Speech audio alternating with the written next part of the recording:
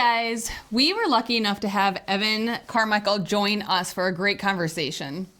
I was just going to list off some of his accomplishments, then we're going to kick off this recording. He built and sold a biotech company at 19. He was a venture capitalist at 22, raising $500,000 to $15 million for businesses. He runs a YouTube channel for entrepreneurs with over 4 million subscribers and 500 million views. He's the author of 4 books. He's a global speaker, named one of the world's top 40 social marketing talents by Forbes, named one of the 100 great leadership speakers by Inc., and he's set 2 world records. I really hope that you enjoy this show. Thank you. Thanks, guys. Awesome. Evan Carmichael, we appreciate your time. This is an absolute honor. So excited. Matt and Monica, I feel like I should have an M name. I guess Michael Carmichael. So Half. Close almost enough. there. That's awesome. So we're just going to go right in it. Let's go. I would love to know, with you building this massive following, how do you stay so humble? And when you feel like you're kind of down and out, how do you get that fire back into just like keep going? Wow. 2 big, very different questions. Humble. I mean, I think that's just my disposition, or I credit my parents. If anything, it's, I could probably use more the other side, more. Mm-hmm. I think it keeps me small. I think I should be doing a lot more. Mm-hmm. So I guess your greatest strength can also be a weakness taken out to the nth degree. So yeah, Right. I could use a little more Kanye brashness, boldness, maybe not all the way that way, but a little bit.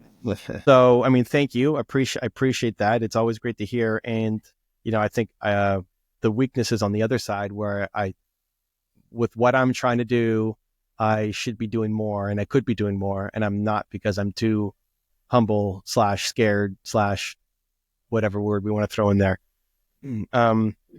How do I stay motivated when things aren't going well? Was that the... Yeah. How do you keep going? I have 2 things. I have a big why and a little why. And I wrote about that in my which book was that? I think that was my recent one, Momentum.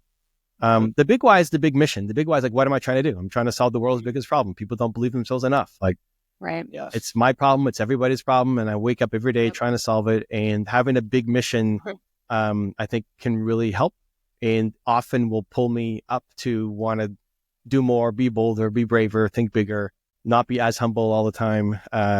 Yes. And play a bigger game. But sometimes the big why is too big. Like, sometimes the big why, you look at it like, well, who am I to do that? Like, that's crazy. Mm-hmm. It's way too big a mission for someone like me to do, which then it could put you in an even worse spot than where you were before. Right. And so that's where the little why comes into play. And the little why is, okay, I may not be saving the world yet, but I helped that one person. And I'll look at my comments, I'll look at an email, I'll look at something that came in, I'll think of a client that I helped, or someone who watched my video. It's like that. I showed up, and that person, I helped that person. So it's like the starfish, right? Like, you save that one starfish. Yeah. Yeah. And so sometimes I need the big why, sometimes I need the little why, and I'll play between those 2 to help me get back up. Yeah. Love it. I have some for it. So I actually stumbled upon you about in May or so. We've only been doing this for a little over a year now. And I was actually looking up Eddie Pinero's content for Your World Within, because his content has changed my life for the better. And that's an understatement. Well, in searching for him, I found Mindset Mary, and I saw you on Mindset Mary, and we were actually a guest on Mindset Mary as well, which she's just been incredible, very supportive, unconditionally. And I'm at a point right now where it's like, I don't have enough time to do research on everybody we're talking to. And because we both work full time and we have 5 kids, and, first world problems, I say, like, we're very fortunate. I'm very, very grateful for everything that we have going on. But how do you manage those people that you talk to that are, you're excited to talk to them, you get them on your show, and then you realize, like, when they talk to you, there's a lot of arrogance there, and they're only talking about themselves. Or like the vibe is like way off. Yeah. Yeah. Well, first off, you just mentioned 2 amazing humans. Eddie, I just saw him this weekend. So, like, I was just hanging out with him in Arizona. And Mary, I haven't talked to Mary in a little bit. So this is a good little reminder for myself to ping her and say, Matt and Monica, we're talking about you, and say hi. I think we run parallel paths for a certain amount of time with people. Like, you guys and I are running this parallel path right now. Like, for this show, we're running this path, and I try to make the best out of that path for as long as we have that path. We may never talk to each other again, or we may launch a new business together. I don't know. And you move to Toronto and become neighbors. Like, who knows? Like try to make the best out of the path that I have. And so if somebody is coming on, if you're doing an interview show, and somebody's being super egotistical or is not playing ball with your questions, you do the best you can with what you've got in the moment. Just try to get I've done lots of interviews. Some have been great. Some have been not so great. I think you can control some of it. I think the better you get. So like my default first would be like, hey, how can I get better? They're going to be them. How can I get better? Yep. One quick tactic that I found is I start with something that I respect or love about them that I can praise to show that I care about their world and I'm not just reading their bio. So I have you guys on because blank. Like, here's what I love that you guys, and I'm just making something up, but like that you have 5 kids and you're still doing this show and you're committed to doing it and you're trying to get a positive message out to the world. Like, I think that's incredible, right? I try to find something that I genuinely believe about that person, and that would be my intro, because nobody cares if you don't say that they're how many subscribers they have on the YouTube channel or whatever award. Like, nobody knows their own bio. So that's something that you can do to shift. And I've had people, I don't know if you know Dan Pena. I do not. No. He's forget what he calls himself, the $50 billion man or something. Look him up. Have helped a lot of people. He is a very aggressive person. If you look at his content, there's a lot of language, like every second word is language. His no BS, very highly opinionated. We'll call you snowflake and beat you up and like just doesn't care. Yeah. And I had an interview scheduled with him and I was really worried. Like, I'm not a confrontational person. Yeah. Me neither. Yeah. Somebody comes on and starts like berating me. I was like, I don't know what I would do. That hasn't happened. Yeah. We've had that happen. Yeah, like, actually. That's happened to you? Oh, yeah. Oh, yeah. Right in the beginning. It was our first like big person, and we never end up airing that episode. It's just very negative, very disrespectful. And I already suffer from imposter syndrome. Horribly. Just like ripped us apart, and we're like, yeah. Saying what? Maybe Like, your move show on. sucks. You guys are unprepared. You're unprofessional. No, just like why don't you have a backdrop? Why don't you have like just tearing us apart immediately? And I'm like, I would love to. As soon as we have a studio someday, that is the plan. Someday. We just started, Yeah. But anyway. Yeah. I mean, I think that's. I would have aired it. I think it's great. Maybe I guess will. I it's still still have time. it. Yeah. It speaks more to them than to you, and True. that, and to show the journey, right? To show like your first step, like that's the most inspiring thing ever. That you had some name on that you respected and you thought was awesome, and then they just tore you to shreds. Yeah. And then you kept going. That's fair. We made it to the end. Here's this hero of yours, and maybe not a hero, but somebody you look up to and respect, who's like ahead of you in the game, and they tore you a new one without you even asking for it. Yeah. And you just kept going. Most people don't keep going. Most people quit. That's when they're done. I like that perspective because I didn't really think of it like that. Yeah. So that's like a different shift. Yep. Yeah. But it's Definitely. actually, it's actually true. And so then for people to see the story, the journey, because other people are going to look at you. This is the thing. Like, what's going to fast forward 5 years, right? You've made it. You're still doing it. Fast forward like 20 years and your kids are watching back on your episodes, right? People can say, well, look how easy you guys had it. Like, look how good you were. And you just had no problems and all your guests were great. And like, you kidding? You know what happened on our first episode? Well, I don't know. You never posted it. Yeah. Right? We should. I'm glad you said that. I think showing the journey is awesome. I think it's the best. You don't have to post it to like make that other person look bad or anything, but like they said those things. Yeah. But here's the thing. If you had them on again now, it would probably go better. Right. Even though you haven't fixed your backdrop, or maybe you did. I don't know. Yep. It's not. We're still in our living room. So back to Dan Pena, so Tony Robbins was my first big interview. And then Matthew McConaughey was my first interview of like somebody who wasn't an entrepreneur. And then Dan Pena. And like those three were the ones I've been most scared of in my career of interviewing people. And when Dan came on, he was super nice. Yeah. Like, this is a guy who has like a wall of fame. And on his wall of fame, he has like John F. Kennedy and Martin Luther King and people you'd expect. But he also has Darth Vader and Hitler and Stalin on his wall of fame. And on the other side of his room, he has a wall of shame, who I don't even want to know like how you get on the wall of shame. Yeah. And that's Dan Pena. Like, that's who he is. And he doesn't care. Oh my gosh. But he was a great interview. Like, no problems, was super kind, super nice. And it's Awesome. because of how I showed up. Like I was Right. kind and nice. Yeah. And so he matched it. Yeah. Right. So if somebody is like that, sure, they might be having a bad day. More, they are just, they're like that. Cool. Yeah. Yeah. How can you make the best of it? And how can you get better for future ones so that you reduce the likelihood of it happening? Already now, like, how many episodes have happened between that first one with that guy tore you apart and now? About 30 Yeah. or so. We're about 40, 45 or so we have recorded. Yeah. You're much better. Like, if you go back and you watch your first episodes, they suck compared to now.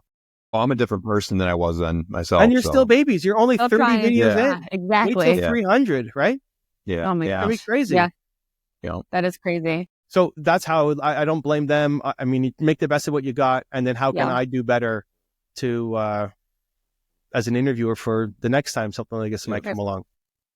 The other thing is, like, as you, sorry to interrupt, but just to land the plane on that, as you continue to do them, you'll get at a vibe for the people you like. Like, when you see their content, there's something about them, right? That I really love this Eddie Pinero guy for some reason. I feel connected to him for some reason. Let's have him on. So you also, your meter for like who you want to bring on gets better as you do more too. Yeah. Yeah. Sorry, Monica, I interrupted you. No, you're fine. I was just going to ask, talking about guests or anyone that you've spoken with, is there anyone that you haven't had a chance to talk with, whether it's, personal that you just wanted to get to know that could influence you, or for any sort of podcast or anything? Is there anyone specific that you really want to talk to that you haven't yet? I really struggle with this. Mm-hmm. For me, I don't know what to ask. I don't know. There's nobody like, oh my God, I wish I could have a conversation with whoever. Yeah. Okay. But I think, to the spirit of your question, if I had to pick some people, the three I would pick would be Kanye, Oprah, and Howard Schultz. Okay. Kanye and Oprah, mostly because they've never done an entrepreneur interview. Okay. So Kanye, people try to do interviews with him to get him to say crazy things. And he does, like, almost every time. He'll take the bait. He'll just go off and say something crazy. Yeah. Cool. But, he won more Grammys than anybody at his age in history. He became from a producer to a artist to a billionaire entrepreneur, and nobody's asked him entrepreneur questions in a compassionate way, as opposed to like trying to, what do you think about Trump in the White House right now? And like have him go off on something. Right. Oprah, I mean, for all the things that are, she's dealing with right now, but again, she's never done an entrepreneur interview. The most successful female entrepreneur of all time has never done an entrepreneur interview, which is just wild to me. That would be amazing. That's crazy. So, but I don't know. I'm sure she could help me with a million things. Kanye too, and all these people. I don't know what I would ask for me. Yeah. I would do it just more of, I think this would be valuable for the world, for entrepreneurs, for the community, more than anything else. Yeah. I know, obviously our podcast is primarily focused on overcoming adversity and whatnot. If we really got into it, I think we'd need more time. But I've realized the value in just going through hard times personally. And she has more so years ago when she went through her, I say everybody I think has apex of adversity that they're going to go through at some point in their life. And I learned the value in just being vulnerable with people in general. And I think that's why Eddie's content resonated with me so heavily. Is there any particular point in your life? And I apologize. I probably could have found it, but I like hearing it firsthand from people. Are there any points in your life that just changed you for the better, that at the point in time were incredibly difficult to go through? The hardest decision I had to make was when I was 19, whether I should take the dream job I wanted, 6 figures out of school, and be an investment banker, or be a part of this company, 30% owner, and make $300 a month. And I didn't. That was really hard. Didn't know what I wanted to do. Yeah. And I decided I'd rather know and fail than not know. I heard about Jeff Bezos and his regret minimization framework. Basically, don't live with regrets. And so I could deal with failing at my company, and I could probably get another job if I needed to, but I couldn't deal with not knowing. And so that decision, I was still scared, but it made it easier, made it clear what I need to do next. So professionally, I think, personally, I did a tour in 2019, and we did 23 cities in 90 days. And 2/3 of the way through, I broke my neck. Yeah. Wow. And I don't know if you can see from this angle, I have my neck braces kind of on the wall behind me here. You can see there's a video that I watched of you. You have all your stuff in the back and like the neck braces or whatever. I definitely saw that. That's crazy. Yeah. And so everybody said, go home, my agent, my wife, and I just didn't want that to be the default thing. Like, okay, why don't we try to keep going? And we had to cancel that day. It was in Denver. I was in the hospital with a concussion the day of the event. So we refunded people and canceled. But then I did every other tour stop afterwards for the rest of the tour. So I don't know, 7 or 8 cities. And the way that I process it is, am I proud of the reason why I'm not doing it? Like if you're going to not do something, are you proud of the reason why? Mm-hmm. And that's not something anybody can answer but you. Right. So at one of the events, I had a guy, it was Columbus. It was a freezing day in Columbus. And he's like, hey, I've done a daily challenge to have a cold shower every day. I'm like doing this for my health. And today I haven't done it, but it's been freezing in Columbus. I've been staying at my girlfriend's house and the heat was out all day. So I've basically been like freezing in my winter coat like all day. Yeah. So do I need to still have a cold shower? Like, well, I don't know. Are you proud of the reason why? Like, I can't answer that question. It's like, if you want to make decisions that make you proud of you? And he said, no, I'm not proud of that reason. Like, okay, well then you got to go and do it. Yeah. And then he sent me a video that night from the waist up of him going into the cold shower and freezing his ass off, which is great. Good for him. But like, I still made videos. If you go back on my channel around that era, you'll see videos of me in my neck brace with like a huge scab on my forehead. I gained weight because I wasn't moving. And it's like, I'm making content. We're still making videos. Is this me at my best? Nope. But I'm still going to show the journey, right? You can go back. Those videos are all still there. Yeah. But the one day that I didn't film, there's been one time where I didn't film in like 13 years or something where did not film. It was when my family dog passed away. Aww. And we put him down. He had like cancer everywhere. We had to put him down. And it was that morning. And then that afternoon I was supposed to film. And it's like, I couldn't film. We can relate. I told my team, like, I can't do it. I can't film. We have to figure out something else that we're going to do, but I cannot film today. And that was the only time I haven't filmed. I filmed through like concussion, broken neck, all sorts of other problems. Wow. Like for other people, like, what? You're not filming because your dog died? That's ridiculous. I totally understand that. And it's like not on, I don't care about their judgment, right? Like as long as I'm okay with the reason why I didn't film. Right. Yeah. Right. Right. So like, you have to be okay with that. I didn't do it. I broke a streak of like a decade of filming. That's not easy, but I'm okay with the reason why. Right. So when we go through adversity, sometimes we have to push and keep going. And sometimes you have to actually lay off a little bit. How do you make the judgment calls? Like, well, how do you see yourself? And if you're proud of the reason why, like I made a commitment to be here on this show. Awesome. You know, if my wife is in the hospital, like, hey guys, I got to go and be with my wife. And if you're like, we don't know each other, you think, oh, Evan is like another one of these egomaniacs and like dropped us the second before the show. I'll try my best to make it up and maybe I can and maybe I can't, but it's like, I'm okay with that reason why. Right. Most of the time though, we're not proud of the reason why. Yeah. And so the answer is you got to keep going.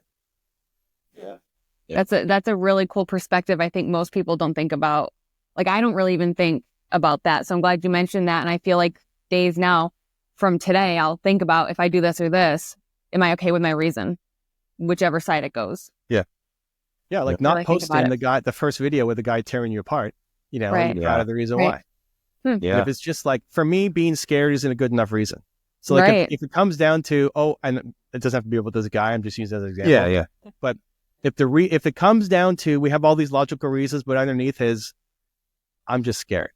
Okay, that's not a good enough reason. So now I have to do it just because. Yeah, right. My logic was because I think we would have gotten more benefit from, you know, the, I guess, viewage from it. But I'm like, you know what? It's not worth it to me. I'm going to stick to my roots, and I'm not going to support somebody that's arrogant like that. But I like your perspective better, I think, and because there are going to be those moments, and I want it just for the story. I want it just for the story. Like that's maybe the only one that people watch. You know that, right? I think it's a great. I mean, again, you'll do it in a nice way. You're not going to throw somebody under the bus. I mean, he threw himself under the bus. People will see what happened. Yeah. I think it's because most people will just quit, and like, what Yeah. a lesson, Oh, and no. you share with your kids, share with the world, kids are going to get picked on in school, or they're going to do an audition or public speaking or whatever, and they're going to get some negative feedback. It's going to happen. They post on Instagram and they get a hater. Like, hey, you know what happened to us? We kept going. That's so good. It's the best. I love that. Yeah. I want to give you enough time to answer this question. This is a new thing. I kind of stole it from Steve Bartlett, where I would like to give you an opportunity to ask my next guest a question. And my next guest is going to be Jordan Rich, which is a 50-year radio broadcaster out of Boston, and he's an absolute legend. We were a guest on his podcast the end of December, and his life has been radio, and he's been through a lot. His wife passed away. His first wife passed away from a battle with cancer about 10 years ago, give or take. And just this guy means the world to me because he's the first person that did a ton of research on us before having us on his show. And it really changed my perspective and how I'm going to do things. But anyway, I want to give you the opportunity to set up a question for him for us to ask. My question, was his name Rich? Yep. Jordan Rich. Jordan Rich. Okay. My question for Jordan, what's your favorite thing about Matt and Monica? Oh, man. Oh, boy.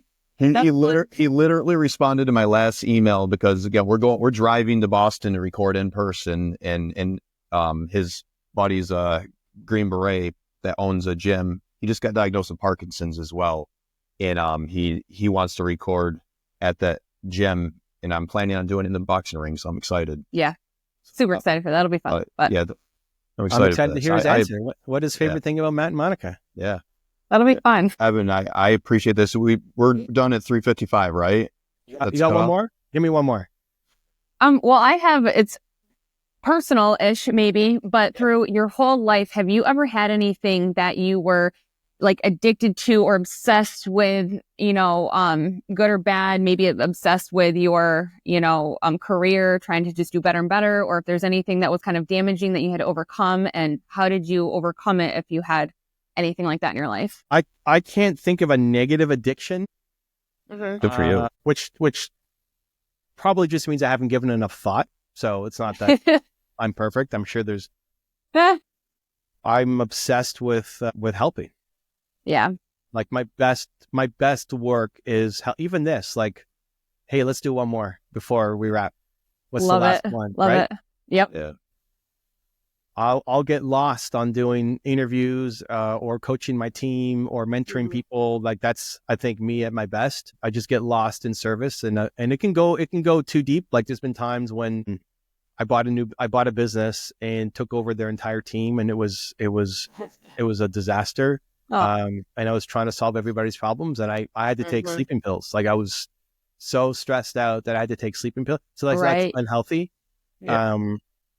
But don't take it all the way to that extreme. But I think that's anything that you can get lost in, like hopefully doing these shows, the time flies. Like, how did we freaking already end up with the time? For real. Yeah. That means you're doing the right thing. And the more you can find those things, whether we want to call it, obsession, I don't necessarily think of it that way. It just, that's passion. when time flies for me. Your purpose. Yeah. I mean, it's when does time fly? When are you just having so much fun? Yeah. And you can look down and you look up and like, what just happened? Where did those 3 hours go? Though, like that's the stuff that I think we all have. We just aren't living in it enough. And so the more you can spend time doing that, the more amazing things unlock for you, the family, and the world. Cool. Love it. Man. Thank you, Evan. Yeah, this has been an honor, man. I really. Such a pleasure. How often you guys making content? Making content every single day. I'm posting stuff, throughout the day, trying to schedule stuff, but actually posting podcast. I'm just trying to get to the one a week right now. I plan on transitioning to doing multiple. We got 12 recorded right now that just need to be edited. I'm doing all my own editing right now as well, though. I respect it. Riverside AI is actually not bad on editing. What's that? Riverside AI is not bad for editing. So I agree, but the problem is I generally use 4 or 5 different camera angles when we do in-person podcasts. So nothing's really good at cutting angles that I could find in AI. I'm a cybersecurity engineer, so I'm pretty good with IT. Yeah, I respect it. When you do episode 100, let's do it together. Okay. Preferably in person. I love this, and I'm not complaining. Where I love you guys this. live? We're upstate New York. We're traveling all over the you're not country. that We far. drove. Yeah, that's not bad. Okay, we'll need a little more coordination on that one. Yeah. So when Yeah. you get to like 90 or however long you think it's going to take, message my assistant. Okay. And let her know I promised episode 100. You We'll got do our it. best to do it in person, depending on where I am at that time. So I want to see you guys win. That's my commitment. Yeah. Thank you. Thank you very much. This is awesome. All right. Thanks. You have The a good one. Monica We'll talk to Show. you soon. Let's go. I love it. Yeah. Bye, guys. Take care, man. Cheers. See ya.